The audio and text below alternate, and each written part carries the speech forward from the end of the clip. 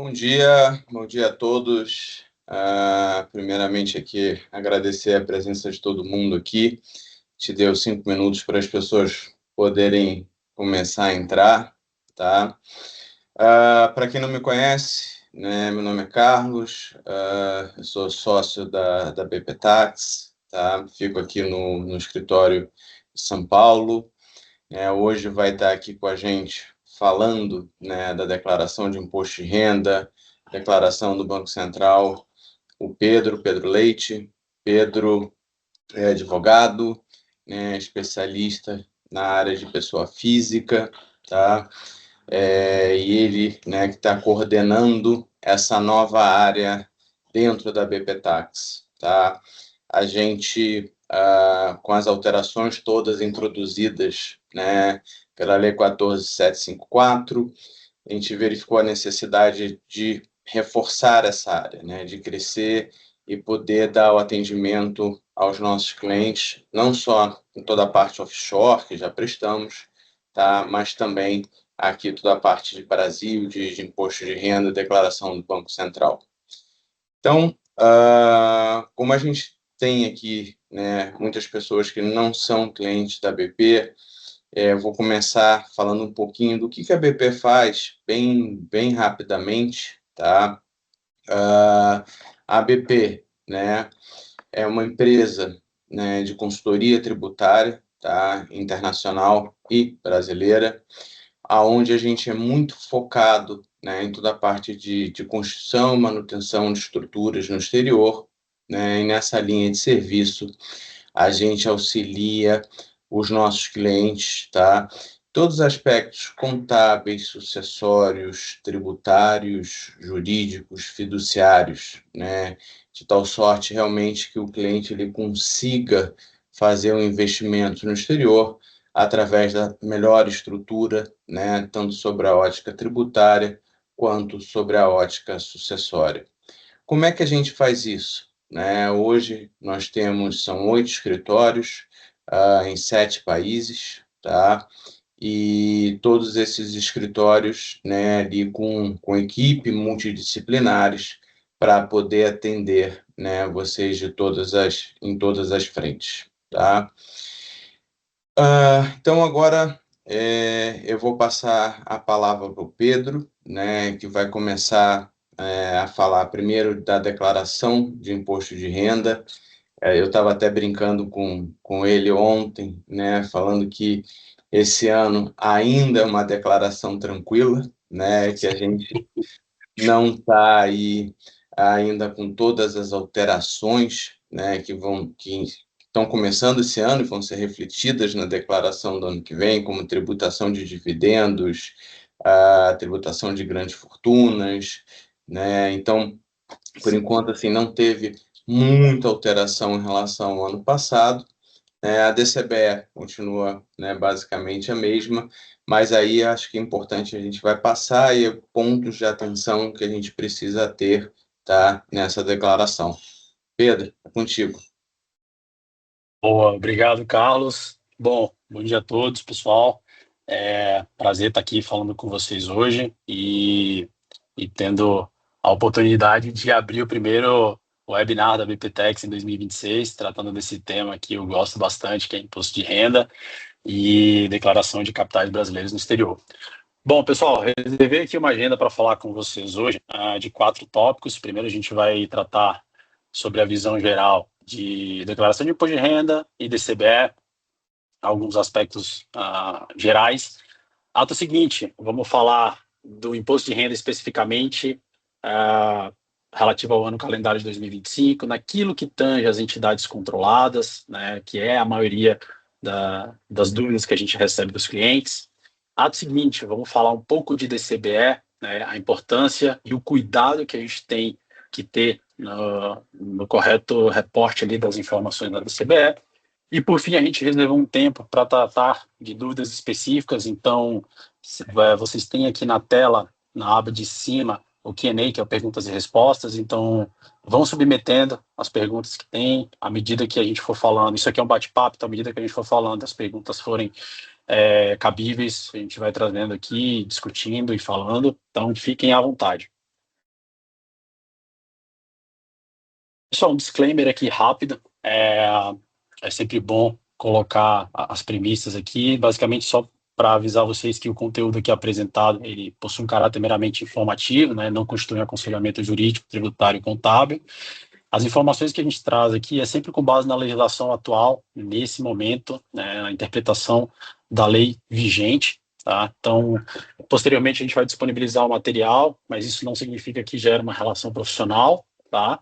E, por fim, a gente sempre recomenda que toda e qualquer decisão, mesmo com base nas premissas que a gente traz aqui, é importante buscar um profissional, um advogado, um tributarista, um contador, que saibam efetivamente ajudar vocês nos casos concretos, dado que o que a gente traz aqui é sempre normas gerais, tá bom? Bom, o que a gente tem aqui, pessoal, de visão geral sobre o tema? Primeira coisa, e aí a gente coloca as premissas aqui, para quem não tem tanta familiaridade com o tema, é o seguinte: declaração de imposto de renda, né? Primeira coisa, a gente submete ela à Receita Federal e, obviamente, tem como objetivo informar bens e direitos, bem como os rendimentos. Então, aqui a gente tem uma declaração que ela efetivamente tem um efeito fiscal, então ela gera um tributo, né, um tributo a pagar, nesse caso, e ela tem como prazo, né, 23 de março, iniciou agora, essa semana, e vai até 29 de maio. Teve uma live da Receita Federal no dia 16 desse mês, em que anunciou o programa e anunciou esse prazo. A Receita colocou que são 60 dias, né, para a entrega da obrigação. Ponto de atenção aqui, pessoal. Primeira coisa é isso. Via de regra, sempre vai até 30 de maio. Esse ano, 30 de maio cai no sábado, então o prazo, na verdade, é na sexta. Então, bastante atenção nesse detalhe. Isso é sobre o imposto de renda. Quando a gente fala de DCBE, né, nada mais é do que uma declaração de capitais brasileiros no exterior. A gente submete ela ao Banco Central do Brasil.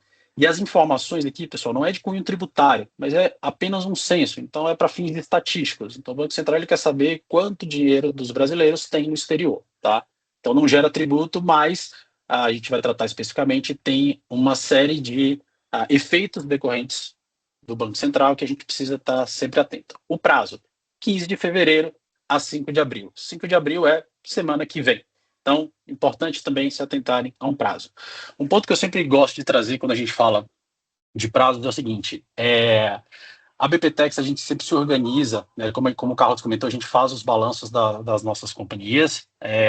Então, a gente sempre se organiza para que antes de 15 de fevereiro a gente já tenha liberado uma boa parte dos balanços aos clientes para que eles possam, logo na primeira semana, cumprir essa obrigação com tempo folgado. Então, esse ano, salvo engano, até 15 de fevereiro, a gente já tinha soltado quase 1.000 balanços. Foi, Carlos? Quase 1.000 balanços, a gente conversou na época. Então, 2.000. 2.000 balanços, pessoal. Então, até 15 de fevereiro, a gente já tinha liberado aos clientes 2.000 balanços para que tivessem tempo hábil para cumprir essas obrigações. Então, para quem ainda não fez o balanço, pode procurar aqui alguém da BPTEX se precisar, a gente fica à disposição. Vamos falar agora do tema efetivamente que é o que eu mais gosto, que é imposto de renda, especificamente de entidades controladas, tá? Eu sempre trago para vocês aqui uma atualização para quem não assistiu ali a live da Receita Federal, quais foram as principais alterações em aspectos gerais relativos à declaração de 2026 relativa ao ano calendário 25. A primeira delas é a atualização do teto mínimo dos critérios de obrigatoriedade. O que significa na prática, pessoal? Rendimentos tributáveis. Quem tinha no passado até 33 mil estava obrigado. Esse ano os rendimentos subiram para 35 mil. E assim foi com a atividade rural. Agora, esse ano, quem tem mais do que 177 passou a ser obrigatório declarar, rendimentos 200 mil, e ganhos de capital auferidos durante o ano também é obrigado declarar. Tá? Por que eu dividi ali condições gerais e condições específicas? Aqui, eu sempre gosto de tratar esse tema aqui, né, com alguma seriedade, porque a gente tem visto muito uma leva de pessoas que adentraram ao Brasil no ano passado, seja retornando, né, ao Brasil, brasileiro nato, ou estrangeiro vindo ao Brasil com ânimo definitivo de aqui constituir sua residência. Pessoal, importantíssimo que essas pessoas entendam que elas também estão obrigadas a declarar imposto de renda. Por quê? É uma obrigação do residente fiscal brasileiro apresentar a declaração do imposto de renda, tá? Então, se a pessoa entrou no Brasil em seja em 1º de janeiro de 25, seja em 1º de 6 de 25, ou em 29/12, esses 3 casos estão obrigados a declarar imposto de renda, obviamente, no tempo proporcional a quando entrou. Então, isso é um tema de extrema importância que é sempre bom colocar aqui para vocês, tá? Dentre as demais novidades, a gente tem ali, a Receita disponibilizou também a questão da restituição, então ela criou uma forma rápida de gerar a restituição para os clientes que têm imposto a receber, né, que tem valores a receber. Então, ela informou, inclusive, que essa restituição ela vai ocorrer muito rápido, mas é importante que o Pix cadastrado ali seja o CPF da pessoa. Se for o celular, o e-mail, por exemplo, não vai dar certo. Então é importante esse detalhe técnico também. Uma novidade que pegou muita gente de surpresa também foi a evolução da declaração pré-preenchida, pessoal. Então trouxe a possibilidade de imputar ali informações relativas à renda variável, então seja operações comuns, seja day trade, então você consegue fazer direto. Um ponto muito importante que muitos dos nossos clientes se esqueciam também era, se quem tem empregado doméstico que faz o e-social, agora a própria pré-preenchida puxa essa informação do e-social para a declaração pré-preenchida e minimiza erro, minimiza risco de malha fina, tá? Outra informação importante para quem faz apostas em bets e jogos, etc., passou a ser obrigatório também o reporte dessas informações, tá? Assim como abriu campos lá, além dessa alteração para fins de rendimentos, também informar raça e cor e nome social logo ali na caracterização, tá, pessoal? Outra coisa é o retorno das lives. Das lives da Receita Federal. Tem ali no site da Receita indicando, né, os temas e datas específicos para essa live. Um último ponto aqui, dentre as principais novidades, é quando a gente fala de usufruto, né? Para quem não baixou o programa ainda, vocês vão poder notar que, à medida que vocês abrem a ficha de bens e direitos, imputam ali o usufruto, imputam ali a discriminação, aparece um check ali, um boxzinho, na verdade, para você imputar se esse ativo tem ou não usufruto. Importante, quando você clica, e caso esse bem tenha usufruto, ele não aparece nenhuma janela ali subjacente, então você não precisa indicar quem é, se você é usufrutuário, se quem foi a pessoa que cedeu o usufruto, então não há informações a mais, tá? Pedro, um ponto interessante, tá? Que por uma coincidência eu almocei na segunda-feira, né, com o Ryan Pinder, que além de senador, é um ministro de Legal Affairs de Bahamas, tá? E com a Nicole Horton, que é a CEO do Executive Director Bahamas Financial Service, e eles mencionaram 2 pontos muito importantes, e um deles foi a implementação do usufruto, tá, em Bahamas, que era uma coisa que a gente não tinha, né, nenhuma jurisdição lá fora tinha, tá, e agora Bahamas está implementando muito para atender, né, aos brasileiros. É uma demanda da BPTax antiga, né, junto a Bahamas, tá, né, em conjunto também com outras instituições financeiras. E também, aproveitando aqui o comentário, tá, eles já implementaram a cisão, né, que era um problema que a gente tinha lá, né, porque quando muitas vezes num evento sucessório, né, 2, 3 filhos recebiam uma sociedade e depois não tinha ali uma cisão para não gerar aqui impacto tributário no Brasil, precisasse fazer redução de capital, etc. e tal. Então, acho que são 2 pontos assim, extremamente importantes e que vai muito em linha com a nova legislação brasileira.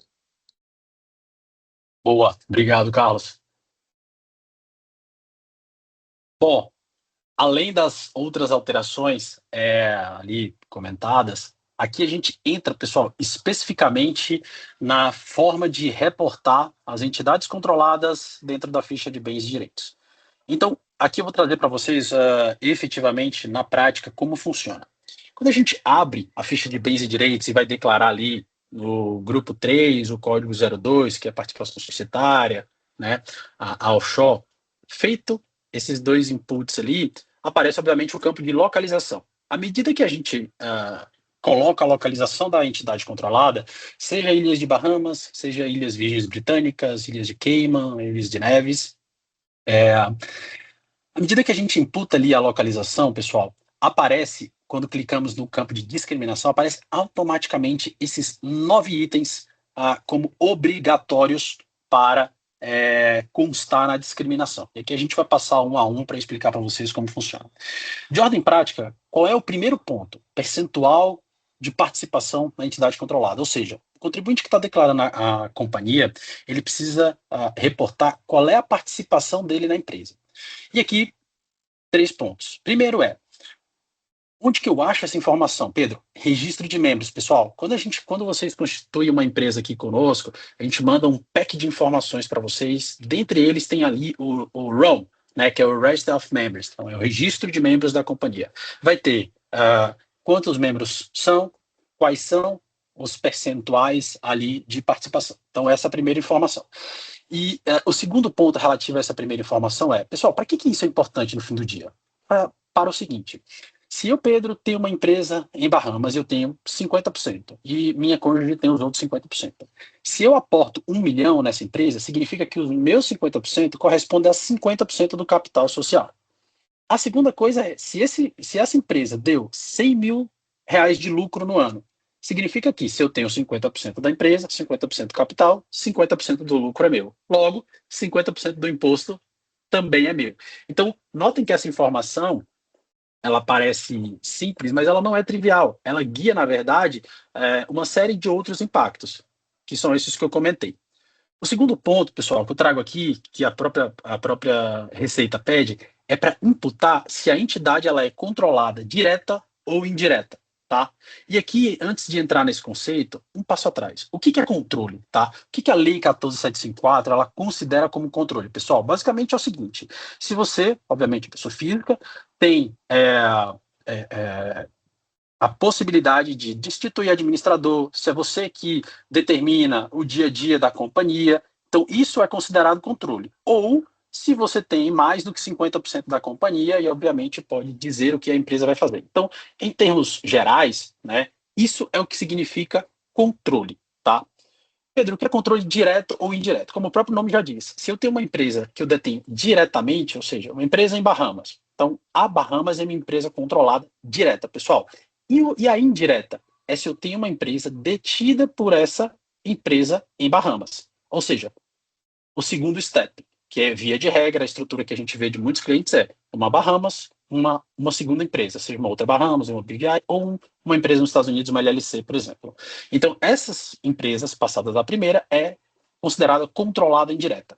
Ponto importante, preciso declarar toda a cadeia, pessoal, seja controlada direta, seja controlada indireta, tá? Quando a gente fala da controlada indireta, é importante dizer se essa empresa ela está sujeita ao regime da transparência, ponto importante também, que é a determinação ali da IN 2180, tá? O terceiro tópico, pessoal, o quarto tópico, na verdade, é quando a gente fala de renda passiva ou ativa própria, né?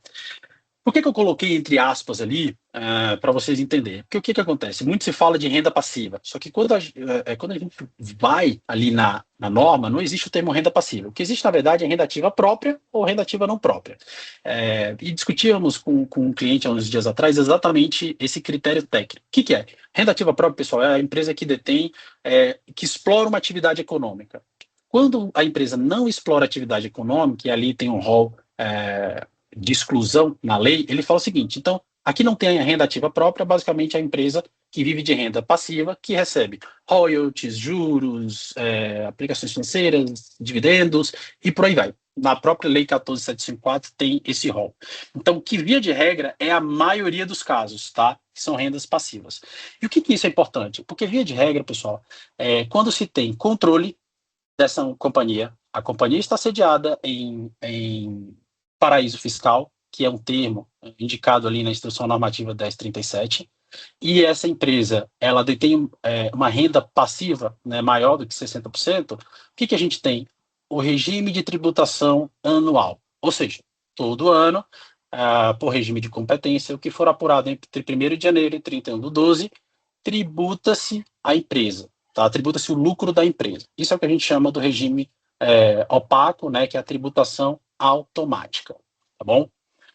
Ponto 4, que a Receita Federal pede também para reportar. Pessoal, isso foi feito já para quem já tinha empresa anterior a 2023, a Receita Federal pediu que informassem no corte ali em 31 de 12 de 2023, tá, se havia naquela época lucro ou prejuízo acumulado. Tá? Então isso foi feito, deveria ter sido feito no imposto de renda de 24 relativo ao ano de 23 e o de 25 relativo a 24 também ter sido indicado essa informação. Então, ponto importante aqui relativo à mensuração dos lucros e prejuízos. O próximo item, aqui a gente já começa a uma apuração ali ano a ano, que é relativo, pessoal, aos lucros distribuídos no ano. Então, se no ano de 25, né, eu tive uma distribuição relativa a um dividendo de 24 ou um dividendo de 23, né, eu preciso indicar na discriminação se eu distribuí esse lucro e de qual lucro eu estou me referindo, tá? De qual ano eu distribuí esse lucro. Ponto importante aqui, né? Ela coloca expressamente para indicar se esse lucro distribuído corresponde ou não ao lucro de 23. E por que isso, pessoal?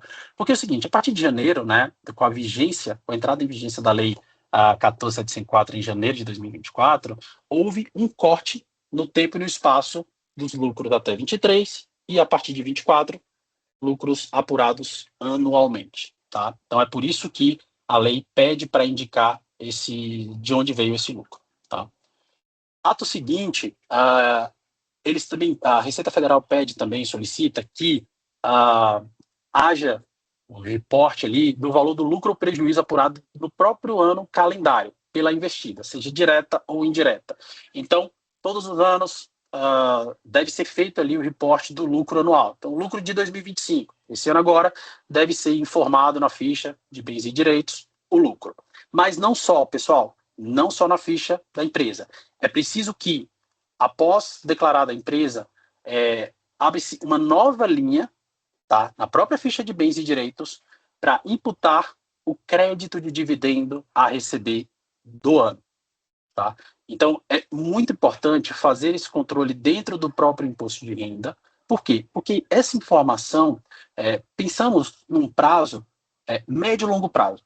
Então, a via de regra, os clientes abrem empresa para ficar anos, até mesmo passar para as próximas gerações. Então, o controle desse crédito ele é feito indicando justamente pensando no longo prazo. Então, houve uma distribuição de lucro. Saiu de qual ano? Então, você vai ter no imposto de renda esses créditos de dividendos a receber, linha a linha indicado, porque é mais fácil do próprio cliente fazer o controle da distribuição desses dividendos, eventualmente, se tiver um prejuízo também, poder fazer a compensação. Então, a melhor forma de você organizar e, obviamente, estar em compliance com a Receita Federal. Um outro ponto também, eles pedem para informar quem fez a BEX. A BEX, pessoal, foi um programa de atualização em que você pagou um tributo antecipado, né, que fez a adesão ao programa, atualizando os lucros cravados em 2023. Então, quem fez a BEX precisava ter informado que foi atualizados os lucros acumulados e o número do protocolo do ABEX. Tá?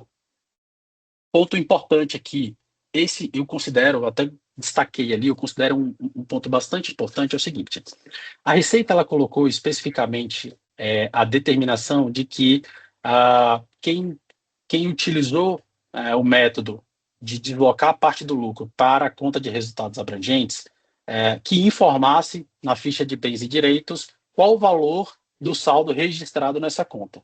Tá? Carlos.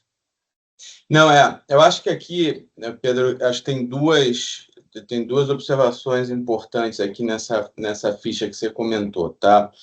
A primeira, em relação, né, ao valor dos lucros distribuídos, tá?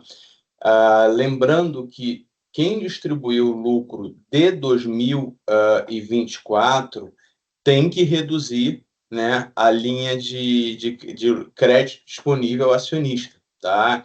Então, não esquecer, da mesma forma que cresceu, né, quem tributou o lucro de 24 e alocou isso na declaração, quem distribuiu indo ao longo de 25 tem que diminuir a linha e, logicamente, a crescer com o lucro desse ano. tá? E o de 23 é o controle meramente no descritivo. Em relação aqui aos resultados abrangentes, né? É interessante que mais um ano a Receita Federal ela não entrou aqui na questão de critérios contábeis, à exceção do resultado abrangente, logicamente, mas notadamente em relação, né, se o cliente está usando o CPC 48 ou o NBC 1001, tá? Só para lembrar, né, aos clientes e não clientes que estão assistindo a live, tá, que a BPTax ela disponibiliza as duas metodologias, tá? Não é uma escolha que pode ser feita ano a ano, ou seja, né, isso tem que ser feita a escolha de qual metodologia vai ser usada, verificar se a empresa se enquadra nessa metodologia também é extremamente importante, e essa mesma metodologia contábil tem que ser a mesma ao longo dos anos, tá? Mas eu acho que aí vem reforçando, né, essa visão que a gente tinha que o NBC é um método válido, né, como está, né, expresso tanto na lei quanto na IN, que permite utilizar critérios contábeis brasileiros, tá? Em relação a resultados abrangentes, eu pessoalmente eu sempre fui muito restritivo a isso, mesmo antes da declaração do ano anterior. Eu acho que até pela minha formação né, de auditor, de anos de auditoria, resultado abrangente é extremamente subjetivo, né? Quando você vai fazer auditoria de balanço, você vê que para você chegar ali a colocar, né, um valor de marcação mercado em resultados abrangentes, você passa por uma série de critérios de sim, não, que podem, né, como todo ponto subjetivo, ele fica sujeito a um questionamento mais fácil por parte da Receita Federal, né, e difícil de defesa, uma vez que envolve a subjetividade. É isso, Pedro. Boa, obrigado. Pessoal, dando seguimento aqui, é uma coisa que saiu no programa na segunda-feira e eu não trouxe ali na página inicial de novidades, confesso que quis fazer aqui um mistério, mas isso aqui pegou a gente de surpresa antes de começar aqui o papo, eu discutia isso com o Carlos, que foi a indicação ali na ficha de bens e direitos de perdas relativas à Lei 14.154 relativamente à pessoa física. Então, isso foi, para mim, uma das maiores novidades que teve no programa. Então, como vocês podem ver na tela aqui, o que isso significa na prática, tá, pessoal? Significa o seguinte, assim que a gente abre a ficha de bens e direitos, aparece um campo ali, logo em cima, dizendo o seguinte, possui perdas a compensar de acordo com a Lei 14.754, entre parênteses, artigo 9. Então, artigo 9. Então, o que ele fala? Ele fala o seguinte, se você tem prejuízos, ou seja, perdas do ano passado apurados em aplicações financeiras no exterior, na pessoa física, você soma tudo, imputa ali no campo qual foi o montante da perda. Então, logo de início, eu confesso que assim que eu abri, eu achei que fosse a apuração de perdas das controladas, mas não.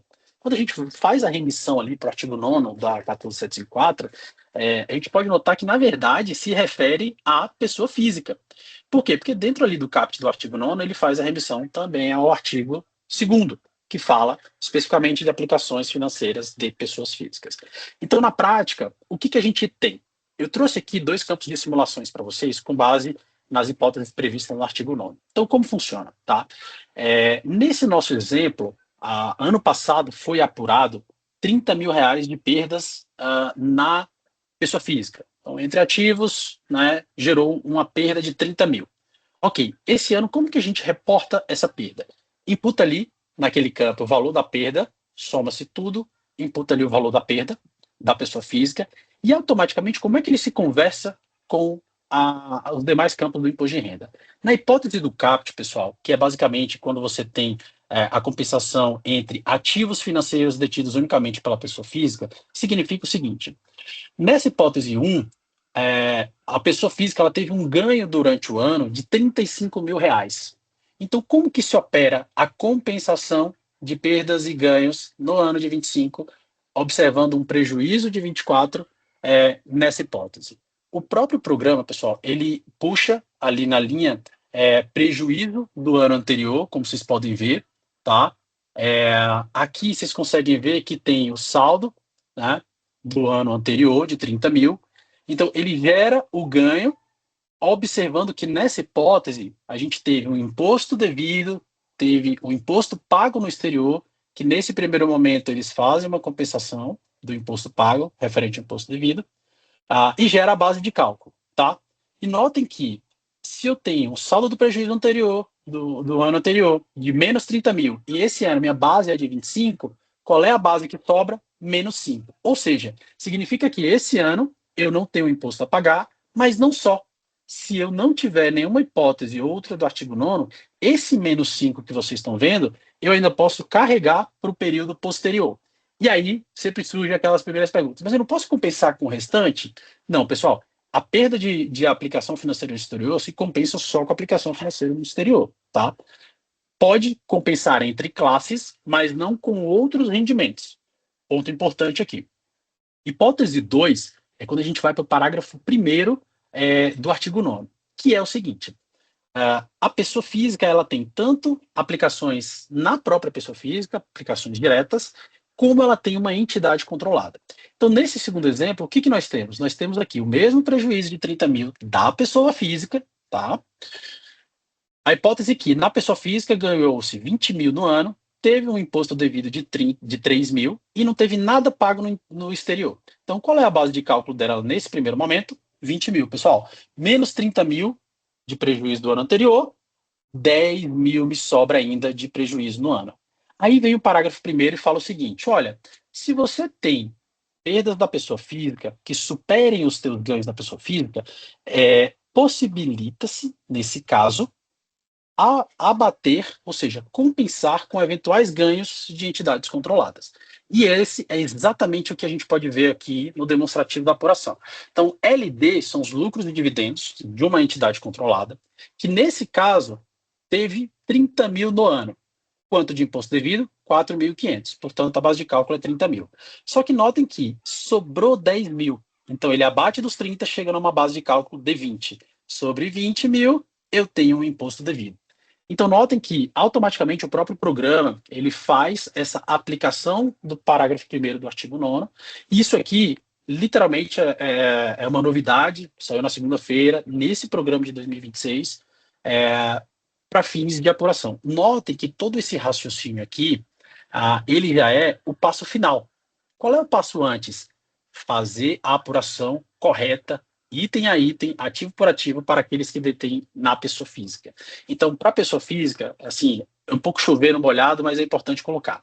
A Lei 14.754, ela trouxe uma mudança no momento da tributação. Então, deixou de ser a tributação no dia que você recebe, passa a ser no imposto de renda, mas isso, pessoal, não exime de cada contribuinte fazer o controle individual do ativo anualmente, ou seja, o ideal é que seja feito mensalmente, mas observando o ano de 2025. Então, é importantíssimo ter esse controle para fins de utilização de prejuízo, tá? Dando seguimento, aqui a gente trouxe um exemplo para vocês relativo à entidade controlada direta. Então, a gente vai apresentar para vocês aqui, tanto controlada direta quanto indireta, tá? Controlada direta, pessoal, aqui a gente trouxe, né, a hipótese de lucro em 23, lucro em 24 e lucro em 25. Tá? Nessa hipótese, como vocês podem ver, aqui são os taxas de venda e eles foram apurados. Nessa hipótese, a gente não teve prejuízo.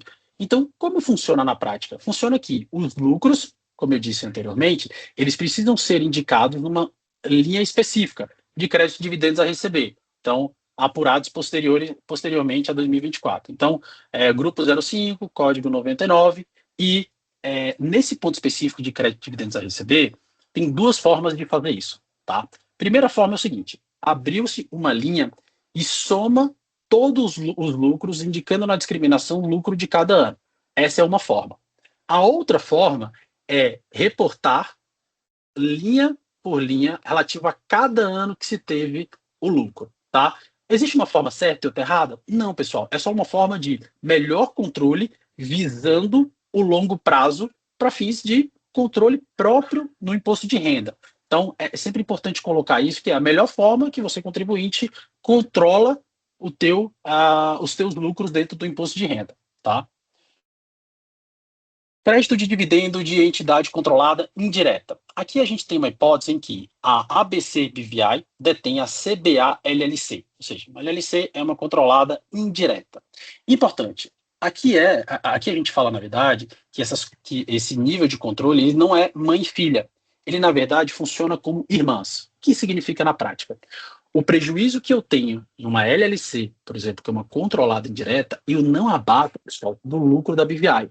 Elas são avaliadas individualmente naquela camada. Então, o lucro o prejuízo da LLC, por exemplo, ela é guardado para compensar no lucro da LLC no ano seguinte. Por exemplo, aqui, nesse exemplo, a gente traz a hipótese em que a gente teve prejuízo na LLC. E como funciona na prática? Funciona o seguinte, como eu falei com vocês, a partir de 2024 a gente teve o corte. Então, se eu tive um prejuízo de 10 mil dólares em 2024 e tive um lucro de 30 mil em 2025, quanto que eu tenho de lucro a reportar no meu imposto de renda em 2025 relativo ao LLC?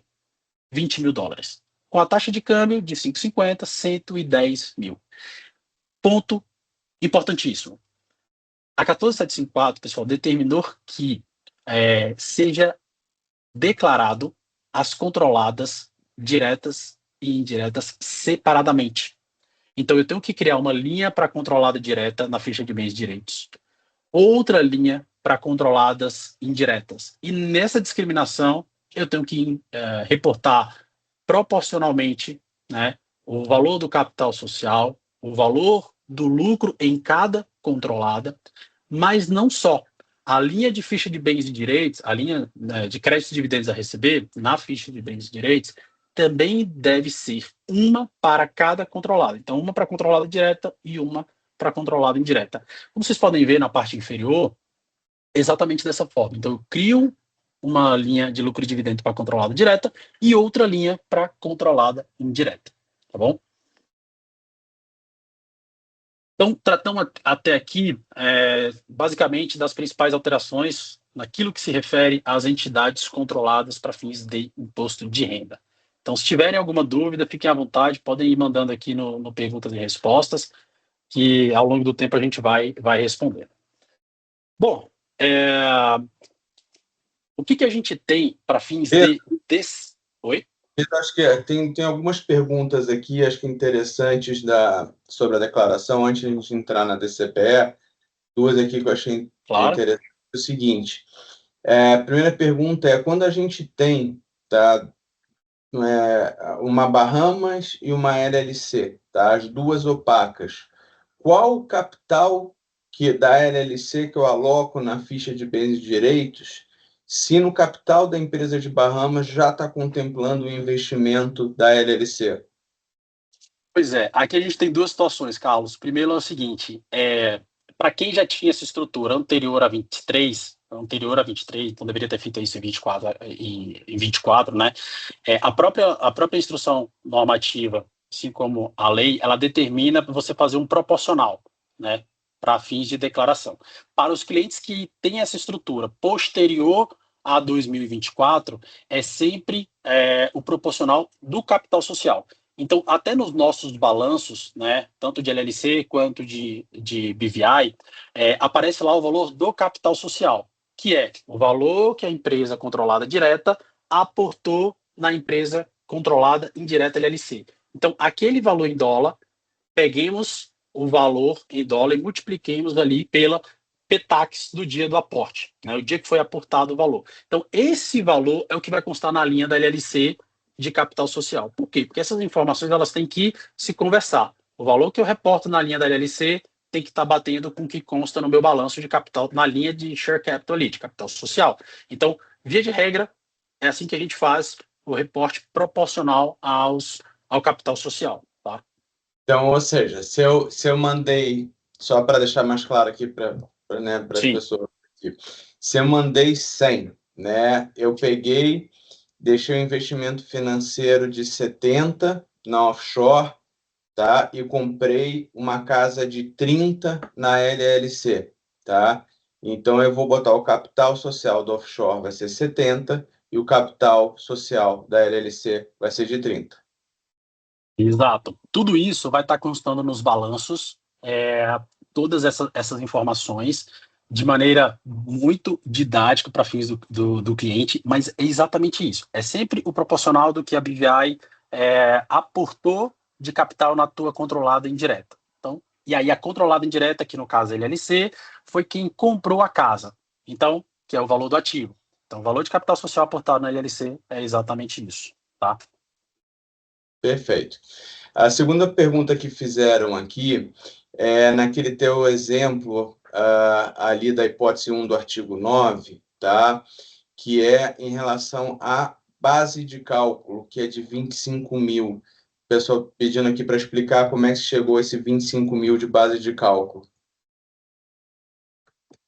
Aqui, vamos lá, pessoal. Aqui, nesse exemplo, ele é automático, tá? Então, o que que a gente tem? A base, quando a gente coloca ali, ó, ganho ou prejuízo de 35, ele computa automaticamente o valor de 15% devido, né? Todo esse racional aqui, ele é automático. Então, eu simplesmente imputei no sistema ganho de 35.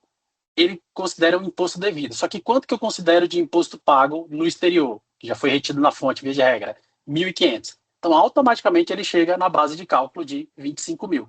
Tá? Então, isso é automático do programa. Não precisa o contribuinte se preocupar em fazer essa base de cálculo. É só se atentar ao correto reporte das informações nos campos corretos. Aqui tem uma coisa que talvez eu não tenha comentado que é importante. Sempre que a gente fala de aplicação de aplicação financeira na pessoa física, o ganho ou o prejuízo, ele é imputado, pessoal, na caixinha de aplicação financeira.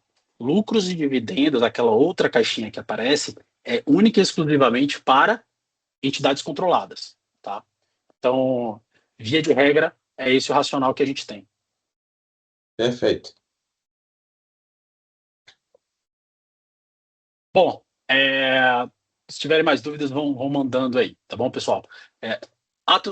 Próximo tema que a gente vai falar aqui hoje é DCBE, tá? DCBE é basicamente a Declaração de Capitais Brasileiros no Exterior. Como eu comentei, o que é a DCBE, tá? Na verdade, é uma declaração que funciona muito como um censo, em que o Banco Central ele quer ter a informação de quanto de capital dos brasileiros tem no exterior, tá? Não gera, pessoal, não gera, como eu comentei lá atrás, não gera uma tributação. Só que qual é o ponto importante que a gente tem no que se refere a Banco Central? É o seguinte, na resolução do Bacen, ele fala que a obrigatoriedade de reporte é para todos aqueles CPFs ou CNPJs que detêm mais do que US$ 1 milhão no exterior. Pedro, mas e se eu não mandar? Se eu não mandar, existe a aplicação de multa. E essa multa, pessoal, ela é escalonada, né? Tem as hipóteses lá, mas via de regra na hipótese de atraso, pode chegar até 25 mil, na hipótese de informação incorreta, salvo engano, até 50 mil, e na hipótese de não apresentar, fica sujeito a uma multa de até 125 mil.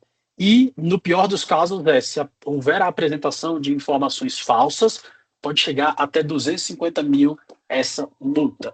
Tá? Então, é importante se atentar à DCBE, como a gente sempre fala aqui, não é uma coisa trivial, é importante se atentar ao prazo que é agora no dia 5.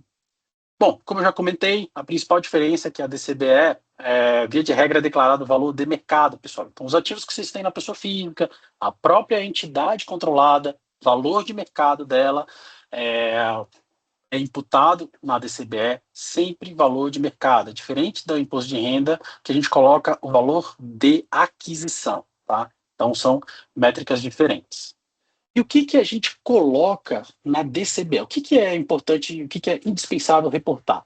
Primeira coisa é o seguinte, participação societária. Então, se você tem uma entidade controlada, direta ou indireta, via de regra, você precisa informar se tem menos ou mais de 10% de participação, que via de regra é o que configura controle, e aí nesse campo vai colocar qual é o valor do capital social, qual é o valor do patrimônio líquido, se existe alguma algum passivo para abater do patrimônio líquido. Importante se houve alguma distribuição de lucro no ano, tá? Então, isso gera algum tributo? Não, não gera. É unicamente para fins de reporte, tá? 2, conta corrente, seja um depósito à vista ou a prazo ou uma poupança, que é a conhecida, né, money market. É importante colocar também esse valor, ele é sempre imputado em moeda estrangeira, tá, pessoal? A gente não faz a conversão como tem no imposto de renda, a gente considera lá de se tem em euro, converte para dólar, de dólar para real. Não, lá a gente coloca direto a moeda e direto o valor na moeda do investimento. Fundo de investimento. Tem duas formas, pessoal, de declarar fundo de investimento. Se você tem menos do que 10%, que via de regra declara-se como a cota, né, como um investimento, ou se você tem mais do que 10%, que é para fins de controlador de fundo, tá? Importante, aqui até é uma questão que a gente sempre ouve dos clientes, que mas se eu tenho menos de 10%, eu tenho aquele investimento. Fica pedindo um código do fundo, que via de regra, pessoal, é o ISIN, tá? Vocês podem colocar no Google, aparece o código desse fundo, via de regra, tem fundo que é da Irlanda, enfim, de qualquer outro lugar, é só colocar o ISIN que vocês vão achar a localização do fundo, tá? Precisa declarar imóvel também, tá, pessoal? Informar o local, a moeda, né, o valor e o método de valoração. O Banco Central ele disponibiliza 3 formas. Pode ser valor de custo ou valor de mercado. Ele tem 2 formas de você apurar o valor de mercado. Importante, informar se houve recebimento de aluguel, tá? Por fim, o trust, né? Informar com base na estrutura, né? O trust, via de regra ali, o trust é revogável, se é trustee, se é beneficiário, se existe algum acúmulo de posição, se você está nas 2 posições de beneficiário e de trustee. Então é importante saber também como reportar isso. Ponto importante, né? A DCBE, ela é anual, né, para quem tem acima de $1 milhão. Para os clientes que têm acima de $100 milhões, essa DCBE, pessoal, a periodicidade é trimestral. Então, a cada trimestre tem que fazer essa declaração, tá? Aqui eu trouxe para vocês, só a título de informação, as caixas do que aparece na DCBE. Então, se eu tenho uma entidade com menos de 10%, o que via de regra eu tenho que informar? País da empresa, método, moeda do país, método de valoração e valor da participação e lucro distribuído. Quando eu tenho maior ou igual a 10% de participação, abre-se ali 5 novos campos. Basicamente, além disso que eu já comentei, preciso colocar qual é o valor do ativo na base, se existe algum passivo exigível, que via de regra diminui do valor do patrimônio líquido total formado, qual é o valor do lucro ou prejuízo e o percentual da participação no capital. Então, essas informações, via de regra, é o que aparece ali na DCBE para fins de reporte. Ponto importante aqui que eu sempre gosto de frisar é o seguinte: a DCBE, por mais que ela pareça uma obrigação simples, ela não é trivial. É de extrema importância saber as informações corretas, quais são, onde buscar essas informações, quais são os campos indicados e outra, não deixar, pessoal, nenhum item de fora. Então, por vezes, se tem uma entidade controlada no valor de $1 milhão, mas também tem um imóvel detido na pessoa física, tem uma conta com 300, 400 mil dólares aportados, um fundo que seja na Irlanda no valor de 100 mil dólares. Então, notem que, para fins de DCBE, tudo isso se soma, tá? Para compor ali a base mínima de $1 milhão. Então, é importante se atentar a isso e imputar tudo na DCBE, tá? Por quê? Porque é sempre interessante que a DCBE ela esteja se conversando com imposto de renda, tá bom? Então, esse é o ideal. O que eu tinha para comentar com vocês aqui hoje sobre imposto de renda, sobre DCBE, era basicamente isso. Então, fico à disposição aqui para tirarem dúvidas, tanto eu quanto o Carlos. Uma pergunta aqui interessante em relação à DCBE, tá? Se eu tenho uma offshore, né, que é detida por um trust revogável, eu declaro a minha offshore no campo de trust ou no campo de offshore, tá? Eu acho que essa aqui até eu vou começar respondendo aqui. Isso não está muito claro, né, no manual de preenchimento da DCBE, tá? O que a gente percebe, assim, o Banco Central, como banco, né, ele adota um critério econômico financeiro, tá? O que eu acho que deveria ser a melhor alocação, né? Eu acho que você tem um trust, né, revogável, né, o que a gente chama de Declaration of Trust, para deter offshore, e esse trust é meramente um instrumento sucessório, tá? Você deveria declarar a offshore, inclusive para estar em linha com a sua declaração de imposto de renda, já que na declaração de imposto de renda está claríssimo que o trust é transparente, né? Você pula ele e declara a offshore, tá? Eu entendo que o trust ele deve ser declarado em caso muito específico, que seria um trust irrevogável, e se você é um beneficiário discricionário desse trust. O que é discricionário? Quando você tem conhecimento que seu beneficiário desse trust, tá? Então, como é um trust irrevogável, né? Você já detém a posse desse bem, tá? Você deveria ali nesse campo, então, declarar esse trust, tá? E seguindo, uma outra dúvida que chega muito para a gente aqui é o seguinte: poxa, eu tenho uma empresa, tenho 50% de uma empresa, né? Meu cônjuge tem 50% da empresa, tá? O capital total da empresa é US$ 1.500.000. Poxa, eu devo declarar ou não devo declarar? Se esse for o único ativo que você tiver no exterior, você não precisa declarar. Capital de empresa é um bem indivisível, tá? Então, o que você tem no exterior? Você tem 50% de 1.500, ou seja, você tem 750. Você não chega a ter US$ 1 milhão. Idem para o cônjuge, tá? Isso era uma dúvida tão recorrente que nós fizemos uma pergunta, né, ao Banco Central, tá? E ele respondeu também nessa linha, né, entendendo ali da indivisibilidade do percentual de participação na empresa. Boa, legal. Tem uma outra dúvida aqui também, Carlos, que estão perguntando é o seguinte: o valor do lucro de 24 não utilizado e não trazido ao Brasil, onde colocar essa informação? É aquilo que a gente comentou, o lucro a partir de 24, ele tem que ser indicado ano a ano. Então, o lucro de 24, ele deveria ter sido reportado numa nova linha de créditos de dividendos a receber. Então, precisa imputar esse lucro de 24. Mas não só, ele também, obviamente, deveria ter sido ofertado à tributação no ano de 24. Então, tanto o lucro tem que estar numa linha nova, como tem que ter sido ofertado à tributação, e um cuidado adicional é imputar também na discriminação ali na ficha da empresa. Então, se eu tenho a ficha ali que eu declarei offshore da entidade controlada, eu coloco na discriminação o valor do lucro de 24 também, tá? Então, essa é uma outra pergunta que tinha aqui. Tem muita gente perguntando se a live vai estar gravada, tá? Vai estar gravada e vai ser disponibilizada, né? Toda live que a gente faz e a gente discute fica sempre depois ali disponível para consulta. E assim, pessoal, essa live aqui, ela não exime a vocês de eventualmente buscar a nós aqui da BPTEX para tirar uma dúvida, precisar de apoio efetivamente ali em algum caso específico. O que a gente traz aqui é sempre normas, aspectos gerais, então quando é um aspecto específico, merece uma análise detida, então a gente fica à disposição efetivamente para apoiá-los no que precisar. Eu acho que não tendo mais dúvidas, a gente fica à disposição. Inclusive para cumprir com prazo, né, de 1 hora, tá? Mas como o Pedro mencionou, a gente segue aqui à disposição, tá? A equipe inteira, né, está disponível para qualquer tipo de dúvida.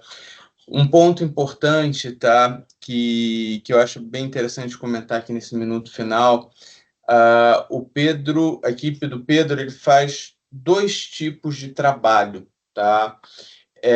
Ou ele faz a declaração inteira, né?